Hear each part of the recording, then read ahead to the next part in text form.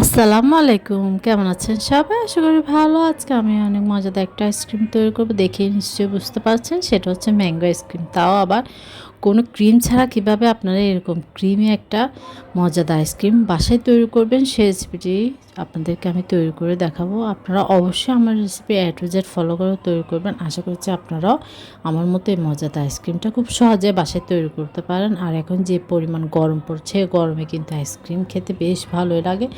আর আম দিয়ে, আমের সিজনে কিন্তু অবশ্যই ট্রাই করবেন। যেহেতু সামনে এখন কিন্তু আম অ্যাভেলেবেল পাওয়া যাচ্ছে, কিছুদিন পর কিন্তু আমটা পাওয়া যাবে না। তাই এই আম সিজনে অবশ্যই আপনারা এই ম্যাঙ্গো আইসক্রিমটি ট্রাই করবেন। আর অবশ্যই আমাকে জানাবেন কেমন হয়েছে। খুবই মজা, খুবই ক্রিমি একটা আইসক্রিম। এখানে আমি দুধ নিয়ে নিয়েছি 3 কাপ পরিমাণ। আর আম নেবেন আপনারা, একদম ফ্রেশ পাকা আম নেবেন। এখানে আপনারা টক আমটা নেবেন না, মিষ্টি, একদম মিষ্টি পাকা আম নেবেন। নরম আমটাও নেবেন না, কারণ নরম হয়ে গেলে আমের মধ্যে একটু স্মেল লাগে। যার জন্য ফ্রেশ আম নিলে আপনার আইসক্রিমটা কিন্তু অসাধারণ হয়। আর পাউরুটি নিয়ে নিলাম 4 পিস। এটা কিন্তু বেশি ছোট না আবার বড় না, মিডিয়াম, একদম মিডিয়াম সাইজের। যে গোল্ডেন অংশগুলো থাকে চারপাশে সেগুলো ফেলে দিবেন, সেগুলো দিবেন না। দুধটা কিন্তু আমি জাল করে নিয়েছি। তারপর চুলা আঁচটা একদম লো করে আমি পাউরুটিটা দিয়ে দিলাম।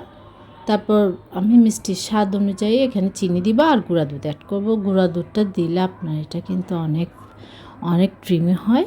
তাই আর চিনিটা আপনার, যেহেতু আমটাও কিন্তু মিষ্টি, আর আপনাদের আমটা যদি মিষ্টি কম হয় তাহলে কিন্তু আপনারা এখানে চাইলে চিনিটা একটু বাড়িয়ে দিতে পারেন। আর আমি এখানে কিন্তু কনডেন্স মিল্কটা ইউজ করব, যার জন্য চিনিটা আপনার ব্যালেন্স করে দিবেন। আর গুঁড়া দুধটাও অবশ্যই ইউজ করবেন। এখানে আমি আমটা কিন্তু কেটে নিচ্ছি। দেখুন মাশাআল্লাহ আমার আমটা কতটা ফ্রেশ আপনারা দেখে বুঝতে পারছেন, কিন্তু মিষ্টিও অনেক মিষ্টি, একদম ফ্রেশ আম। আর এখন তো আমের সিজন, অ্যাভেলেবেল আম পাওয়া যাচ্ছে। তাই অবশ্যই তৈরি করে ফ্রিজে রেখে দিবেন। আপনারা ঝটপট মেহমান আসলেও দিতে পারবেন। যখনই আপনাদের আইসক্রিম খেতে মন চাইবে তখন আপনারা ঝটপট বের করে খেতে পারবেন। এতটাই টেস্টি এই ম্যাঙ্গো আইসক্রিমটা। তাই অবশ্যই তৈরি করবেন। আর খেয়ে অবশ্যই আমাকে জানাবেন কেমন হয়েছে কমেন্ট করে। দেখুন খুব সুন্দর করে আমি আসলে কেটে নিচ্ছি। এটার কোনো আপনারা এভাবেও কাটতে পারেন, চাইলে খোসাটা ছাড়িয়ে ছোট ছোট টুকরা করে কেটে নিতে পারেন। দেখুন কতটা ফ্রেশ আমটা, আপনারা দেখেই বুঝতে পারছেন। এভাবে করে কিন্তু আমি সবগুলো কেটে নিব। দুধটা আমি ঠান্ডা করে নিয়ে নিয়েছি ব্লেন্ডারে, আর আমটাও নিয়ে নিচ্ছি। আর দুধটা অবশ্যই কিন্তু ঠান্ডা করে নিতে হবে। যে কোনো কিছু কিন্তু ব্লেন্ডার করার সময় ঠান্ডা করে নিতে হবে। গরম অবস্থায় কখনো ব্লেন্ডার করবেন না, তাহলে কিন্তু এটা সমস্যা। তাই এটা আমি ঠান্ডা করে নিয়েছি। আর আমটাও দিয়ে দিলাম। এবার কনডেন্স মিল্ক দিব আমি এখানে 1/3 কাপ পরিমাণ কনডেন্স মিল্ক। এটা কিন্তু আমার হোমমেড তৈরি করা কনডেন্স মিল্কটা দিচ্ছি আমি। আপনারা চাইলে দোকানেরটাও দিতে পারেন, কোনো সমস্যা নেই, কারণ কনডেন্স মিল্কটা দিলে টেস্টটাও বেশি ভালো আসে, অনেক ক্রিমি হয়। আর আপনাদের যদি অ্যাভেলেবেল না থাকে তাহলে আপনারা চিনি অ্যাড করতে পারেন, কোনো কিছুই হবে না। জাস্ট একটু এটা দিলে একটু বেশি একটু টেস্টি হয় এটাই, কিন্তু চিনি দিলেও আপনার কোনো সমস্যা নেই। অবশ্যই আপনারা চিনিটা অ্যাড করতে পারেন। আর আমি যেহেতু গুঁড়া দুধ, তরল দুধটা রান্না করার সময় দিয়েছিলাম, এখন আমি আবার 1 টেবিল চামচ পরিমাণ দিয়ে দিলাম গুঁড়া দুধ। দেখুন ব্লেন্ডার করা হয়ে গেছে। মাশাআল্লাহ কতটা ক্রিমি, কতটা থিক হয়েছে আপনারা দেখে বুঝতে পারছেন।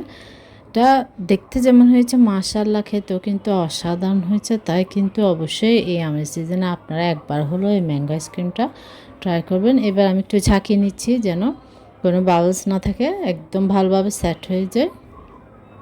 সেট হওয়ার জন্য আমি নিয়ে নিলাম ঝাঁকিয়ে। তারপর এখানে আমি ছোট ছোট আমকে কুচি করে নিচ্ছি। আমের কিউবটা আমি দিয়ে দিলাম উপরে। আমি ভেতরেও কিছুটা পরিমাণ ঢুকিয়ে দেব, যেন দেখতেও সুন্দর লাগে, খেতেও ভালো লাগে। আম আইসক্রিমের মধ্যে কিন্তু খেতে অসাধারণ লাগে। পুরো কিন্তু আমি ডেকোরেশনের জন্য অল্প কুচি করে দিয়ে দিব। দেখুন আমি ভেতরে কিন্তু ঢুকিয়ে দিচ্ছি, আবার আমি পুরো কুচি করে দিই। দেখুন আমের কুচিগুলো আমি উপরে দিয়ে দিলাম সুন্দর করে ডেকোরেশনের জন্য। আর একটু ভালোভাবে ঝাঁকিয়ে নিলে একদম খুব সুন্দরভাবে সেট হয়ে যাবে, ভিতরে কোনো বাস থাকবে না। এভাবেই করে কিন্তু আমি খুব সহজে আইসক্রিমটা তৈরি করে নিয়েছি। আপনারা উপরে চাইলে একটু কনডেন্স মিল্ক দিতে পারেন, নাটস দিতে পারেন, বিভিন্ন রকম নাটস। যে কোনো একরকম নাটসও দিতে পারেন, কিশমিশ, যা থেকে যেমন ভালো লাগে আপনারা চাইলে দিয়ে পুরো সুন্দরভাবে ডেকোরেশন করতে পারেন। উপরে বরফটা না বসার জন্য এরকম একটা সাদা পলি আমি দিয়ে দিলাম।